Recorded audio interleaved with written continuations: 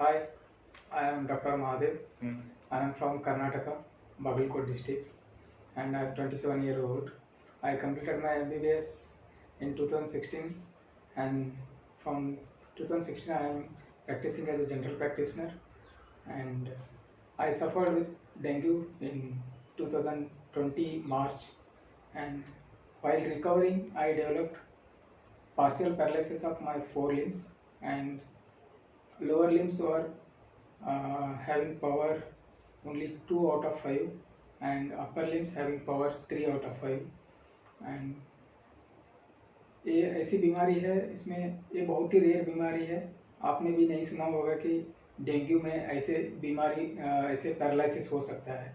ये डेंगू में प्लेटलेट कम होने से ब्लीडिंग चांसेस ज़्यादा रहता है, और वो ब्लीडिंग नॉर्मली कहाँ होता है, नोज़ में होता है और मुंह में होता है, और स्किन में आपको रैशेस दिखने शुरू होता है। बट मेरे केस में ये हुआ कि मेरा स्पाइनल कॉर्ड के बगल में ब्लीडिंग हुआ, और उसके बाद मेरा आधे से ज़्यादा स्पाइनल कॉर्ड कंप्रेस हो गया, और C3 से लेके D5 तक कंप्रेस हो गया। और उसके बाद मेरा मैं चलने के लिए दिक्कत हो गया, और उसके बाद बैठ नहीं पाया, खड़ा नहीं हो पाया, और मेरा बोवेल ब्लैडर सारे चला गया। मेरा फिटनेस बहुत ही अच्छा था। मैं डेली 5 किलोमीटर वॉकिंग और रनिंग भी करता था, सुबह शाम एक्सरसाइज भी करता था, कभी कभी साइकिलिंग और जिम भी करता था। सो डॉक्टर महादेव, मुझे आपकी जो डिसेबिलिटी थी, जो आपको बीमारी हुई, उसके बारे में और ज़्यादा डिटेल्स में बताओ। आपने बताया C3 से D5 आपकी स्पाइनल कॉर्ड कॉम्प्रोमाइज हुई थी, कंप्रेस हुई थी, उससे क्या इफेक्ट हुए? आपने मेंशन करा कि आपकी पावर लेग्स की 2 आउट ऑफ 5 थी, लिम्स की। उसका मतलब क्या है, और कैसे एक डेंगू जो हम फीवर की तरह जानते हैं, how it change into something very drastic which caused this kind of disability in your body? Dengue एक नॉर्मल बीमारी है, नॉर्मल बुखार आता है, और उसके बाद उसमें लो प्लेटलेट कम होते जाता है। और मेरे केस में मुझे बुखार आया 28 फरवरी को, नहीं 29 फरवरी 2020 को। और उसके बाद उसी दिन मैंने उधर ही गांव पे था, तो उधर ही मेरा एक गांव में प्रैक्टिशनर से मैंने सलाइन वगैरह लगवाया। हाई फीवर था मुझे, हेडेक था, और आंखें दर्द हो रहे थे, बॉडी पेन हो रहे थे। तो उसके बाद मैंने नेक्स्ट डे टेस्ट कराया, सारे मलेरिया, डेंगू और स्क्रब टाइफस से सारे बीमारी का टेस्ट कराया, तो उसमें मेरा डेंगू पॉजिटिव आया। और डेंगू पॉजिटिव होने के बाद मैंने उधर ही हमारा तालुका में एडमिट हुआ, और उसके बाद उधर ही मेरा 2 दिन इलाज चला। बट उसमें क्या हुआ, मेरा डेंगू का प्लेटलेट काउंट होता है, नॉर्मल होना चाहिए 1,50,000 के ऊपर, 50,000 के ऊपर, और मेरा हो गया पहला दिन ही 1,30,000 था। और उसके बाद मेरा नेक्स्ट डे हुआ, सेकेंड डे मेरा प्लेटलेट काउंट हुआ 78,000। मतलब लगभग आधे प्लेटलेट काउंट एक ही दिन में कम हो गया। और उसके बाद थर्ड डे मेरा हुआ 37,000, और उधर भी मेरा आधे प्लेटलेट काउंट कम हो गया। उसके बाद हमने डिसाइड किया कि हायर सेंटर जाएंगे, उधर जाके प्लेटलेट ट्रांसफ्यूज करा सके, क्योंकि इधर लोअर सेंटर था तो इधर प्लेटलेट ट्रांसफ्यूज नहीं कर सकता था। और उसके बाद मैंने गया बेलगाम में, एक KLE प्राइवेट हॉस्पिटल है, और उधर बहुत ही हायर सेंटर है, उधर गया। तो नेक्स्ट डे मुझे 3 मार्च को भेजा गया उधर बेलगाम KLE में, और उसी दिन मैंने एडमिट हो गया उधर ही। और नेक्स्ट डे मुझे प्लेटलेट काउंट आया 14,000। यूजुअली डेंगू में क्या होता है, प्लेटलेट काउंट 20,000 से नीचे होने तक प्लेटलेट ट्रांसफ्यूज नहीं करते। मेरा प्लेटलेट काउंट नेक्स्ट डे 20,000 से नीचे चला गया, 14,000 हो गया। उसी दिन मुझे ट्रांसफ्यूज किया कि सिंगल डोनर प्लेटलेट बोलते हैं। प्लेटलेट में 2 तरह की ट्रांसफ्यूजन होते हैं, एक RDP होते हैं और एक SDP होते हैं। SDP मतलब सिंगल डोनर प्लेटलेट, और ये ट्रांसफ्यूज किया तो आपका प्लेटलेट काउंट ज़्यादा बढ़ जाएगा, मतलब 30,000 40,000 एकदम से बढ़ जाएगा 1-2 दिन में। और RDP ट्रांसफ्यूज किया तो उसमें एक RDP ट्रांसफ्यूज करने में 3-4 हज़ार ही बढ़ेगा। और मुझे प्रिकॉशनरी में SDP ट्रांसफ़र किया, और ट्रांसफ्यूज करने के बाद मुझे 2 दिन के बाद मेरा प्लेटलेट काउंट हो गया 58,000, और मेरा प्लेटलेट काउंट ठीक हो गया, और मेरा सिम्टोमेटिकली बिल्कुल नॉर्मल था। मेरा 58,000 हो गया, और मेरा नेक्स्ट डे डिस्चार्ज था ताकि नेक्स्ट डे मेरा 1 लाख तक होने वाला था प्लेटेड काउंट, इसलिए डॉक्टर ने बोला नेक्स्ट डे डिस्चार्ज करेंगे। बट उसी दिन प्लेट 58,000 था, उस दिन मुझे सुबह बैक पेन आया। बैक पेन मतलब नेक के नीचे।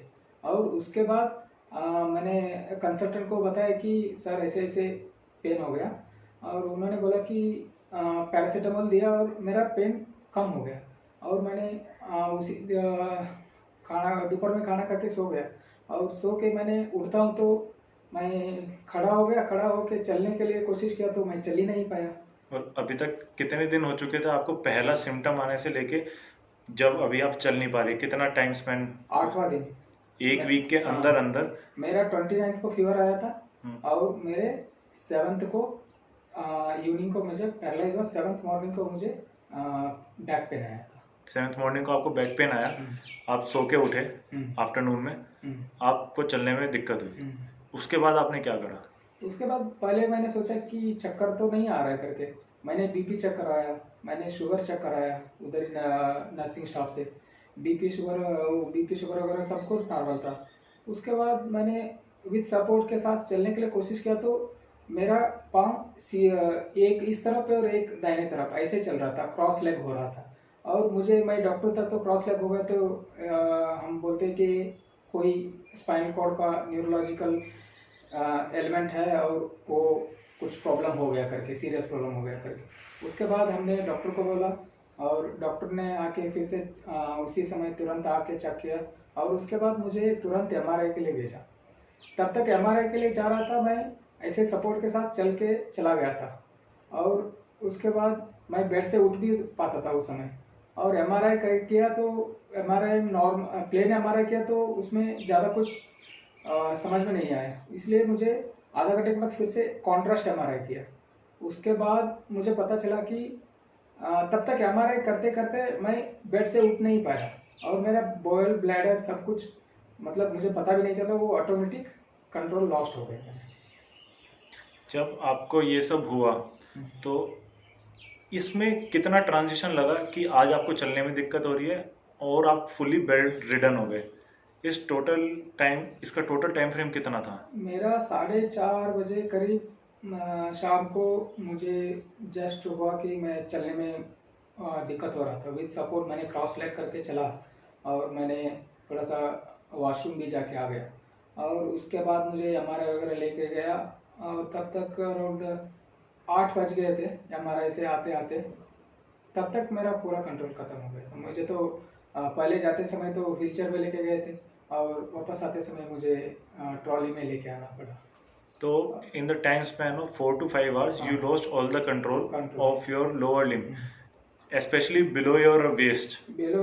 और हाथ का उस दिन पता नहीं चला मुझे, क्योंकि हाथ थोड़ा सा पावर था उसमें, बट नेक्स्ट डे थोड़ा सा ज़्यादा चला गया था। आपका क्या रिएक्शन था जब ये सब हो रहा था आपकी बॉडी? आप क्या सोच रहे थे उस टाइम?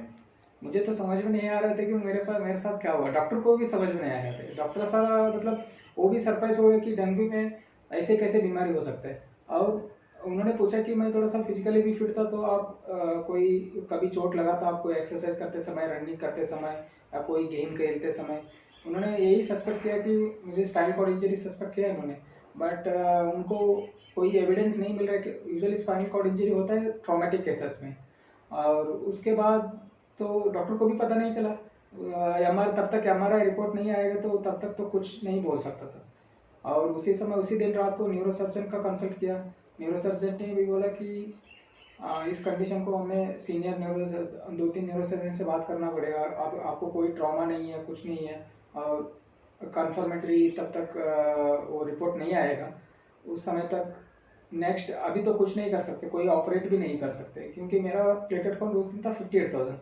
यूजुअली अगर कोई ऑपरेशन करना है तो नॉर्मल प्लेटलेट काउंट होना चाहिए, क्योंकि नॉर्मल प्लेटलेट काउंट मतलब 1,50,000 से ऊपर होना चाहिए, और मेरा था बस 58,000। अगर उन्होंने उसी दिन ऑपरेट किया होता ब्लीडिंग और ज़्यादा होता, और मुझे और ज़्यादा मेरा जान की खतरा और ज़्यादा थी। इसलिए वैसे जान की खतरा तो है ही थी, क्योंकि आधे स्पाइनल कॉर्ड कंप्रेस होना तो मतलब ऐसा बोल रहे थे कि मेरे उसी समय मैंने दोस्त से भी बात किया था न्यूरो सर्जरी वाले से। उन्हें बोलते स्पाइनल कॉर्ड तो दिख ही नहीं रहा है, इतना कंप्रेस हो गया। तो सिग्निफिकेंट कंप्रेशन बोलते हैं उसको। और उसके बाद नेक्स्ट न्यूरो सर्जन वगैरह रात पर डिस्कस किया, और नेक्स्ट डे 1 लाख आने के बाद उन्होंने बोला कि कल 1 लाख आ गया तो आपका सर्जरी होगा। 7th को मेरा प्लेटेड 1 लाख से नीचे था, मतलब 58,000 था, तो डॉक्टर ने बोला आज नहीं करेंगे, कल ही ऑपरेशन करना पड़ेगा। और तब तक तो मैंने घर में भी अभी तक जस्ट इन्फो किया था कि ज़्यादा कुछ बताया नहीं थे कि क्या हुआ था। बट नेक्स्ट डे सुबह मॉर्निंग घर वाले भी आ रहे थे और डॉक्टर बोल रहे थे कि आपका खुद पेरेंट्स और आपका ब्रदर और कोई सिस्टर या फर्स्ट डिग्री रिलेटिव्स का भी साइन चाहिए, क्योंकि इसमें चांसेस तो मतलब 0 की चांसेस है बचने की। और मैं डॉक्टर था तो मैंने ज़्यादा मतलब मैं स्ट्रांग रहना पड़ता था क्योंकि पेरेंट्स को ऐसे नहीं बता सकते। बट फिर भी नेक्स्ट डे पेरेंट्स आई और डॉक्टर से बात किया, और मैंने भी डॉक्टर से बात किया, क्योंकि ये सारे मैं कॉन्शियस था, ओरिएंटेड था, सब कुछ पता है क्या हो रहा है, सब कुछ पता है। बट उस समय मैंने बहुत स्ट्रांग होना बहुत ज़रूरी था, क्योंकि मैं डॉक्टर हूँ और मेरे पेरेंट्स है कि उनको कुछ पता नहीं है इसके बारे में। और 26 साल का लड़का और यंग लड़का इतना एकदम मतलब हाथ पैर चला जाना, मतलब उनको तो शॉक में चले गए वो लोग। इसलिए उनको काउंसलिंग करना भी मेरा दायित्व था कि मैं उनको स्ट्रांग रखूँ, उनको बोलूँ कि कुछ नहीं होगा, मैं रिकवर हो जाऊँगा। और मैंने पेरेंट्स को भी वही बोला, मेरा मदर को भी वही बोला। उस दिन मेरा मदर आई थी, तो उसके बाद नेक्स्ट डे मुझे आफ्टरनून तक तो डॉक्टर ने शाम को नेक्स्ट डे शाम को ऑपरेशन करेंगे बोला। तो नेक्स्ट डे मेरा 1,08,000 प्लेटलेट काउंट आया, और उसके बाद प्लाज्मा और आई फ्लूइड्स वगैरह लगा के मुझे ऑपरेशन के लिए रेडी किया। और उस दिन 8 तारीख को रात में 8:30 बजे मेरा ऑपरेशन के लिए ऑपरेशन थिएटर के अंदर लेके गया।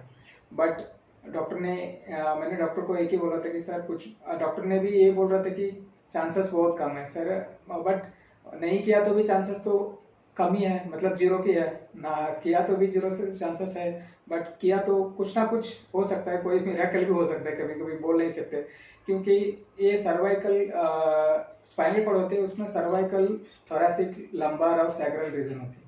और ये सर्वाइकल रीजन और थोरैसिक रीजन में क्या होते हैं कि ये ज़्यादातर चांसेस बहुत कम होता है कि बचने के चांसेस। अगर खास करके मेरा इंजरी लेवल था C3, अगर थोड़ा सा C2 या C1 में लेवल में चला गया तो मतलब आपका सांस भी रुक जाएगा, उतना सीरियस कंडीशन था। और मैंने जस्ट एक लेवल से बच गया, C2 और C3, ठीक है। C2 या ऊपर से चला गया तो वो डायरेक्टली ब्रेन कनेक्ट हो जाता था, और मेरा सांस लेने की सेंटर्स है ब्रेन में वो सारे बंद हो जाते थे। इसलिए डॉक्टर ने बोला, ये भी मुझे समझाया कि ऐसे ऐसे हो सकता है करके। मैंने डॉक्टर को एक ही बात बोला, सर मैं तो रजिस्टर्ड ऑर्गन डोनर हूँ, मैं तो कुछ भी हो जाए बट ऑपरेशन करिए, वो बाद में मतलब बाकी भगवान के ऊपर छोड़ देंगे कि होगा नहीं होगा, रिकवर होगा नहीं होगा।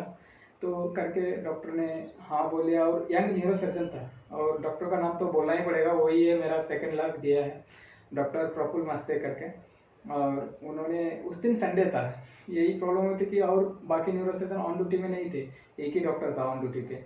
डॉक्टर प्रफुल्ल मस्ते ने मुझे 8 मार्च को 8:30 अंदर वोटिंग के अंदर लेके गया, और नेक्स्ट मॉर्निंग मुझे 4:30 बजे तक मैंने रिकवरी रूम पे लेके आया था। बट उस समय तो मुझे याद नहीं था, मैंने सुबह 9 बजे 8-9 बजे करीब उठ गया था, उसी समय पता चला कि मेरा ये हो गया करके।